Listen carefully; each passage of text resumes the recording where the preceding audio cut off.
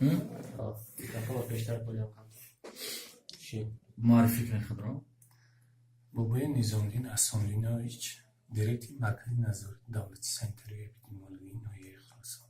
سلامت باشید. خوب چگونه که ما گوییم امروز ساکنان ناحیه خراسان از نارسایی آبی آشامیدنی مثال توسط همون نقلیات آب از کانال‌ها در چاهای خود ذخیره میکنن، خب در این برابر استفاده میکنن. تا کجا همین آبایی که ساکنان استفاده میبرن برای استفاده پیش بینی شدند و تا کجا مثال ضرر دارن یا اینکه نه؟ اصلا ما برای استفاده بردن آب نوشابه آبایی و کانال‌ها را قطعاً منع کردیم و مردم کارهای فرماندهی کرده شده است که او استفاده نبرند، در حالت استفاده بردن جوشانیده بعد استفاده باشند. از سبب نرسیدن آب آشامیدنی خطر پیدایش بیماری سیرایتی زیاد می‌گردد. از همین سبب هر سال کارهای بی‌ضررگردانی در کانال‌های جمعیت دیارتی هلالی گذرانده میشه. چگونه بی‌ضرر با محلول‌های هیپوکلوریت کلسیم که خلور نیزده است بی‌ضررگردانی میشه. کانالی که مثال مردم از اون آب میگیرن یک بی‌ضررگردانی مثال چقدر تاثیر میتونه کنه؟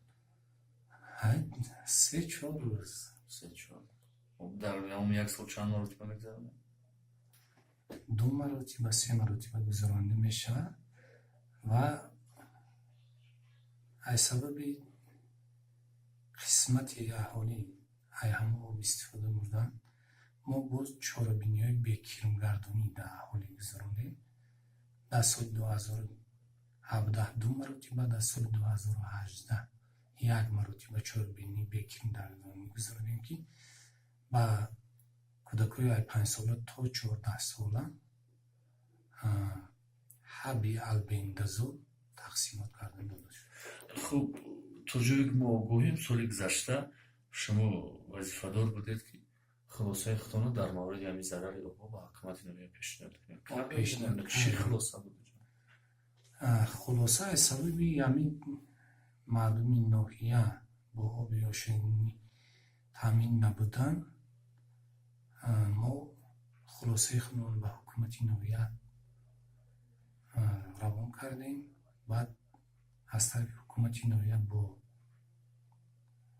شرکت جایکای جمهوری ژاپنیا سازشنامه دادند مدت 3 سال باید اهالی ناحیه با آب آشامیدنی با صفت تامین کرد. خب شما یکی از وظیفه اساسیتون مثلا صحتی ساکنان مبارزه با هر گونه مثلا بیماری و سیرایتی.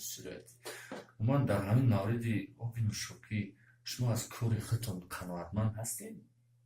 تا کجا مثال با ضد این بیماری سیرایتی مبارزه می‌برید و صحتی مردم همین ناحیه را تامین میکنید؟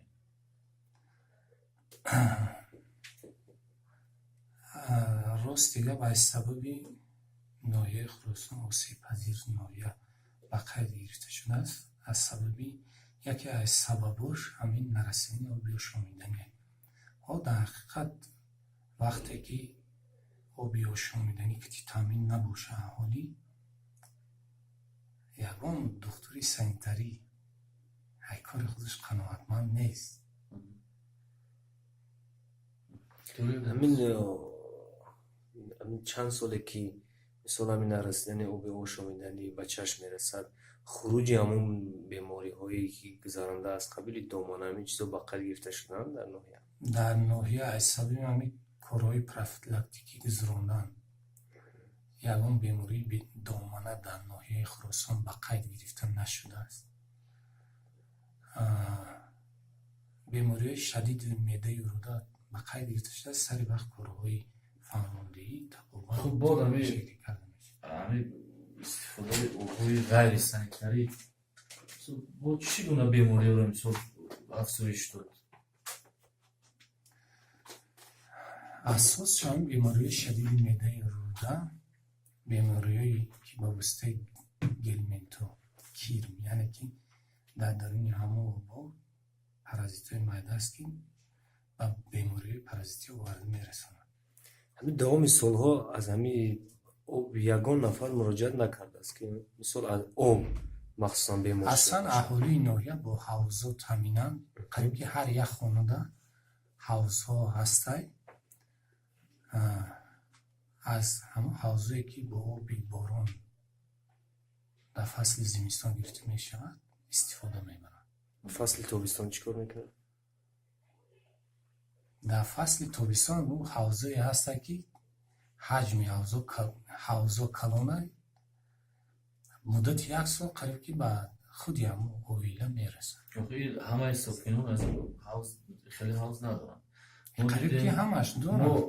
қарибки ҳар як оила мо мисол гаштем суҳбат кардем дидем се хоҷагӣ ҳамроҳи ҷамоати шаҳраку корхонаи манзили камолиқатӣ калонтарин ҳавзаш 5 тона 5 тона 1.5-2 моҳ мо истифодаш мебарем. мегӯяд фасли тобистон мегӯяд омон наонқадар тоза аз тарафи кормандони маркази назори давлати сентраи эпидемиологии оиди корҳои фаҳмондӣ дар байни аҳолӣ гузаронида мешавад. дар ҳар як ҷамоатҳо деҳаҳо варақаҳои тавсияҳои часпонида шудааст ки ҳангоми истифода нурини обҳои ҷӯшонида истифода бурда шаванд.